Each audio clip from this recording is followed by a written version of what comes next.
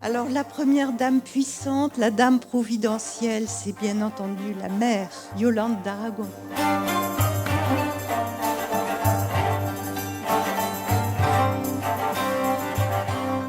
Yolande d'Aragon, en épousant Louis II d'Anjou en 1400, a acquis beaucoup de pouvoir. De ce fait, tous ces territoires dont je vous ai parlé pour la maison d'Anjou-Sicile, elle amène aussi avec elle des droits sur le royaume d'Aragon, puisqu'elle est fille de roi. Elle va aussi être baronne de Berre. On a déjà eu l'occasion d'en parler. C'est un territoire qui lui est offert par son mari. Pendant les 17 années de son mariage, Yolande d'Aragon va exercer un pouvoir de plus en plus important. Son mari la nomme lieutenant général de tous ces territoires. Ça veut dire qu'elle a les pleins pouvoirs lorsqu'il est absent, et lorsqu'il est présent, elle le seconde. Mais pendant ces années-là, Yolande va accorder une priorité totale à l'éducation de ses 5 enfants. Dans une période qui est troublée, elle va leur offrir un havre de paix où ils vont pouvoir s'épanouir, recevoir une bonne éducation. Regardez-les comme ils sont heureux de la suivre. Et encore, c'est pour aller à la messe, c'est vous dire. Mais ils sont heureux. À cette joyeuse fratrie va venir s'ajouter Charles de Ponthieu, le 11e fils du roi de France, Charles VI, et d'Isabeau de Bavière. Charles de Ponthieu, étant le 11e enfant, a peu de chance à l'époque de devenir roi de France. Contrairement à ce que vous dit le tableau qui a été peint bien longtemps après, où on montre Yolande accueillant le futur roi, c'est faux. Il ne deviendra dauphin que plus tard du fait de la mort de ses frères aînés. Charles est un enfant souffreteux, triste, renfermé. Il a été négligé par ses parents. On dit même que lorsque Charles VI a des crises de folie, Isabeau trouve le moyen de se consoler. Est-il seulement le fils de Charles VI ? Yolande va le prendre en charge, le réconforter, lui redonner confiance en lui et l'intégrer dans cette famille qui va devenir la sienne, car il est destiné à épouser Marie, la sœur de René. En 1417, quand Louis II meurt, Yolande va prendre son destin en main. Il n'y a pas de portrait qui rende justice à cette dame d'exception. Alors, il me paraît évident que René a pensé à elle lorsqu'il a fait représenter dans son ouvrage Le cœur d'amour épris la fée espoir qui vient toujours au bon moment sortir des pires difficultés les chevaliers qui ont réussi à se mettre dans l'embarras. Et vous allez voir, ce ne sont que des exemples, mais Yolande est véritablement incroyable. En 1419, elle traverse la France occupée pour aller dans le duché de Bar. Elle négocie avec le duc de Bar, elle le subjugue, il va prendre René comme héritier. Elle négocie avec le duc de Bourgogne pour qu'il accepte que quelqu'un qui n'est pas de l'alliance bourguignonne s'installe dans sa zone d'influence. Elle négocie également avec le duc de Lorraine pour qu'il accepte de marier sa fille Isabelle avec le jeune René.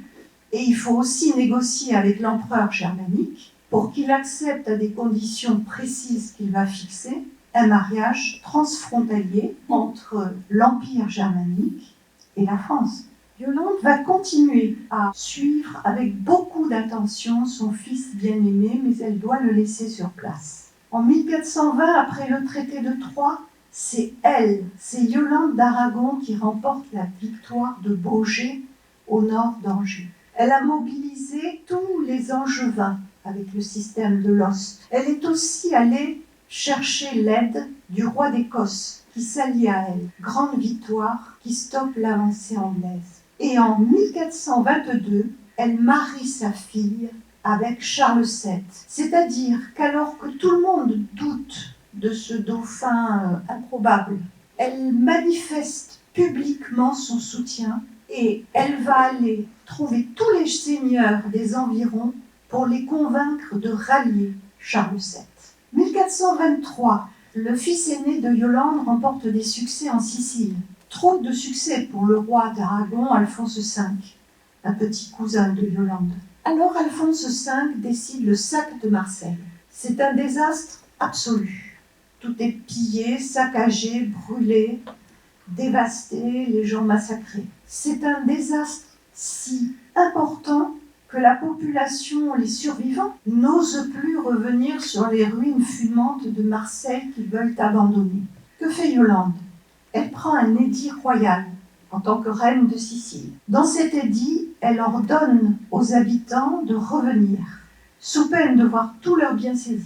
Elle assortit cette demande, cet ordre, de mesures favorables fiscales, des franchises temporaires qui sont particulièrement avantageuses. Elle fait venir du Dauphiné des troncs d'arbres par flottaison sur la Durance, avec les fameux râteliers de la Durance. Et Marseille se reconstruit. Marseille se reconstruit et s'organise mieux qu'elle n'a jamais été, et avec des défenses qui vont la protéger pour longtemps. 1428, le siège d'Orléans. Est-ce que tout est perdu? Yolande va favoriser la venue de cette petite paysanne du duché de Bar. C'est elle qui lui permet de rencontrer le roi Chinon. C'est elle qui organise le procès de Poitiers avec des hauts ecclésiastiques et des matrones de sa cour qui vont prouver la sincérité et la pureté de la jeune fille. C'est elle qui va financer le convoi de ravitaillement et de renfort qui part vers Orléans. Et contre toute attente, Orléans est délivré.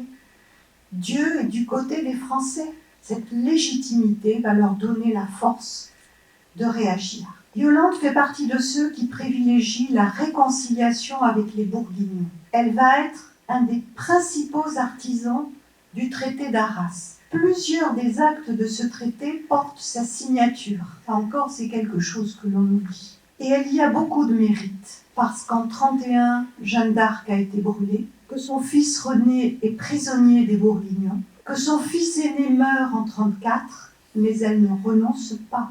Elle va jusqu'au bout. Elle va aussi faire tout ce qui est en son pouvoir pour aider René et sa femme Isabelle à prendre possession de l'héritage de la maison d'Anjou-Sicile. Et elle s'éteint en 1442 en ayant tout donné pour la France et pour la maison d'Anjou. Elle sait à ce moment-là que son fils est en difficulté en Sicile. Il va perdre la Sicile. Je ne sais pas s'il sait qu'il l'a déjà perdu, mais elle sait qu'il est en difficulté. Il n'y a pas là de quoi l'effrayer. Toute sa vie, elle a réinventé un monde qui lui était hostile. C'est maintenant à René de prendre en main le destin de la maison d'Anjou-Sicile. C'est un bel et lourd héritage, une véritable assignation à être roi. La deuxième dame, c'est celle justement qui est à côté de René pour l'aider à accomplir son destin, Isabelle de Lorraine, l'héritière du duché de Lorraine.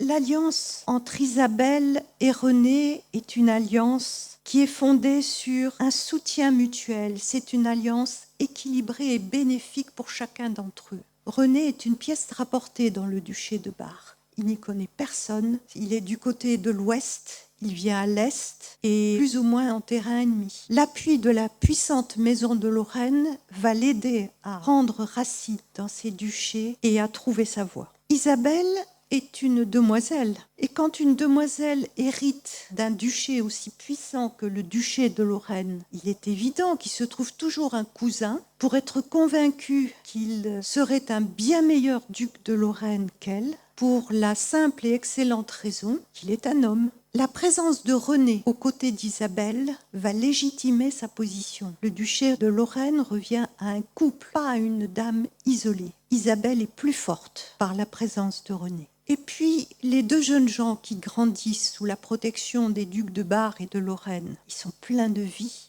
Dans la cour de Lorraine, on aime la musique. Alors regardez, les musiciens sont en train d'accorder leurs instruments de musique. Les dames s'impatientent derrière. Place maintenant à la musique, place à la danse. René et Isabelle vont danser à cœur joie, de toute la force de leur jeunesse. En 1429, René doit quitter Isabelle. Il va faire tout son possible pour aider son beau-frère Charles VII et pour essayer de sauver la France. Il ne revient que fin 1430 parce que, à peu d'intervalle, le duc de Bar et le duc de Lorraine vont décéder. Il s'agit de recueillir cet héritage. Et bien sûr, le cousin d'Isabelle, le comte de Vaudémont, a pris les armes pour réclamer la succession du duché de Lorraine. Et il est appuyé par le duc de Bourgogne, qui n'a pas du tout apprécié que René ne soit pas fidèle à l'alliance bourguignonne. René est très courageux. Il va combattre. hardiment. Ceci étant, il a tendance à confondre les règles de chevalerie et les stratégies militaires. On fait difficilement un plus piètre stratège militaire que René. C'est donc très stupidement qu'il va être fait prisonnier du duc de Bourgogne en 1931, et pour un petit moment, parce que le duc de Bourgogne profite de cette situation, de l'atout qu'il a entre ses mains, au moment où il négocie avec le roi de France. Pendant que René est prisonnier, son frère aîné meurt. Il obtient d'être libéré sur parole et fait le point avec Isabelle. Il va lui donner mandat. Isabelle, d'abord, prend les armes et stabilise la situation en Lorraine. La Lorraine est maintenue en son pouvoir. Ensuite, elle va en Provence. Là, elle réunit tous les seigneurs de Provence. Elle leur fait prêter serment de vassalité au nom de René. Elle lève un impôt. Elle constitue une armée et elle marche sur la Sicile. Quand elle arrive en Sicile, elle a l'étoffe d'une grande reine. Elle est parfaitement légitime. Elle est couronnée reine de Sicile au nom de René. Elle fait si bien les choses que lorsque René est enfin libéré en 1437 et qu'il arrive à Naples, il est acclamé par la population. Alors, René va remercier chaleureusement son épouse pour les exploits extraordinaires qu'elle a accomplis pour lui en son nom. Ce faisant, il la replace dans sa situation, qui est celle de reine consort. C'est lui le roi. Elle n'aura plus de pouvoir, ou très peu. À partir de 1437, Isabelle de Lorraine a 27 ans. Elle est, comme vous la voyez devant vous, très belle. Elle n'aura plus d'enfants avec le roi René. Il est vrai qu'il y a déjà 4 enfants survivants, c'est peut-être suffisant. Le roi René a une multitude de petits bâtards de tous les côtés, dont 5 qu'il légitime. Isabelle préfère la Lorraine, René préfère l'Anjou. Leurs chemins se croisent encore parfois, mais pas assez pour qu'il y ait un portrait commun aux deux.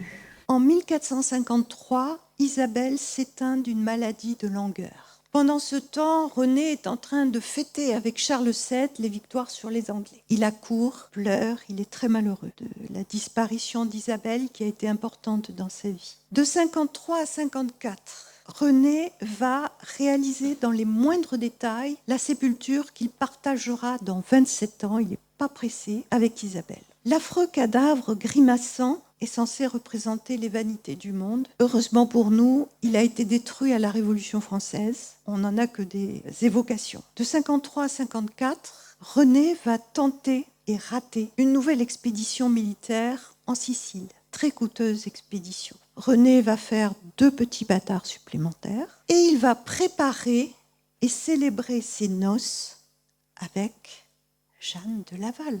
Quelles belles noces! Des noces tellement joyeuses en Anjou et en Provence. La Provence résonne encore de l'écho de ces noces. Les calissons ont été créés à cette occasion. On célèbre toujours les 2e noces du roi René. René a tenu les engagements qu'il avait pris vis-à-vis d'Isabelle. La Lorraine est prospère. Ils ont à ce moment-là 4 enfants survivants. Ils ont même connu des moments de bonheur. Ma 3e dame puissante, c'est la dame à la rose rouge, Marguerite d'Anjou, la fille de René et d'Isabelle. Pour Marguerite, sa grand-mère Yolande d'Aragon rêvait d'un mariage impérial avec l'empereur germanique. René a tranché en faveur d'un roi, Henri VI, roi d'Angleterre.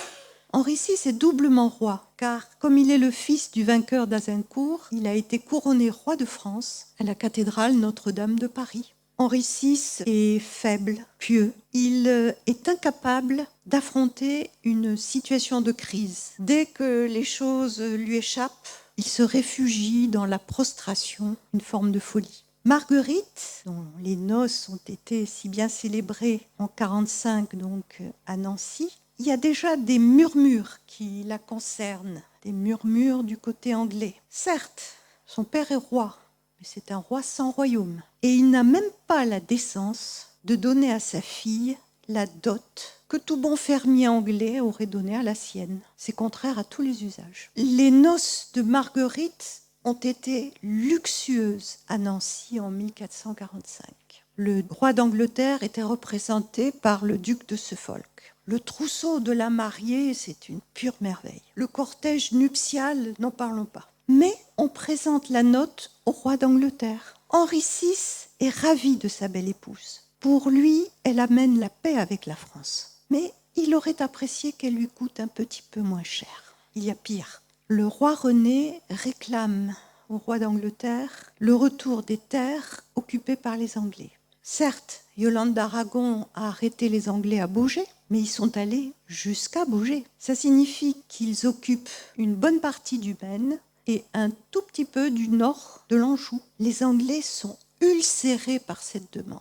Il y a du sang anglais qui a coulé pour conquérir ces terres. De quel droit on le leur réclame maintenant ? Le Parlement anglais réclame des comptes au duc de Suffolk. Pris de panique, il s'enfuit. Il est rattrapé par des compatriotes exaspérés qui le décapitent. Funeste noce, dira Shakespeare. Funeste. Pourtant, Marguerite désire tellement être une bonne reine, aimée des Anglais, qu'elle y serait peut-être parvenue si elle n'avait été confrontée à une guerre sanglante qui porte le joli nom de guerre des roses. Henri VI descend de la branche lancastre des Plantagenets, dont le symbole est la rose rouge. Les York descendent de la branche York, dont le symbole est la rose blanche. Chaque fois qu'Henri VI se montre faible, le duc d'York revendique davantage la couronne d'Angleterre pour un homme fort. La situation devient critique quand Charles VII reprend les hostilités en France contre les Anglais. Marguerite a terriblement besoin d'aide et ce n'est pas le roi René qui va lui en apporter. Par conséquent, elle va se tourner successivement vers les deux ennemis héréditaires de l'Angleterre. D'abord l'Écosse, ensuite, après 1461, le nouveau roi de France, Louis XI. À chaque fois, elle rétablit la situation. Mais à quel prix ? Marguerite est devenue maintenant la méchante reine, l'intrigante, l'étrangère. Elle est détestée des Anglais. Le duc d'York fait assassiner Henri VI et son fils. Il enferme Marguerite à la tour de Londres. Ce n'est pas le roi René qui va venir l'aider. Le roi René, à ce moment-là, ça se passe en 1471, les assassinats, le roi René est complètement effondré. Il a perdu le seul fils qui lui restait et qui était en train de défendre les droits de son père au trône d'Aragon. Par ailleurs, Louis XI réclame le retour à la couronne du duché d'Anjou. Le roi René se réfugie en Provence. C'est Louis XI qui va négocier la libération de la reine et payer la rançon réclamée par le roi d'Angleterre, Édouard d'York. Marguerite n'est pas au bout de ses peines quand elle est libérée en 75. En effet, à la mort de son père, la pension qu'il lui avait réservée pour lui permettre de vivre n'est pas versée par son héritier provisoire, son neveu Charles, comte du Maine et baron de Berre. Le malheureux est pris dans les remous de la chute de la maison d'Anjou-Sicile. Il n'arrive pas à faire face, il ne paie pas la pension. Alors Marguerite doit à la charité d'un baron de son père le fait d'avoir un toit sur la tête. Elle, la reine si fière. Et elle doit adresser une supplique au roi de France pour qu'il accepte de payer ses dettes et lui permettre d'être inhumée dans la plus rigoureuse simplicité, dans la cathédrale Saint-Maurice d'Angers avec les siens. Dans la maison où Marguerite est morte, une inscription évoque celle qui fut la plus malheureuse des reines, la plus malheureuse des épouses, la plus malheureuse des mères. Il aurait fallu ajouter « et la plus malheureuse des filles ».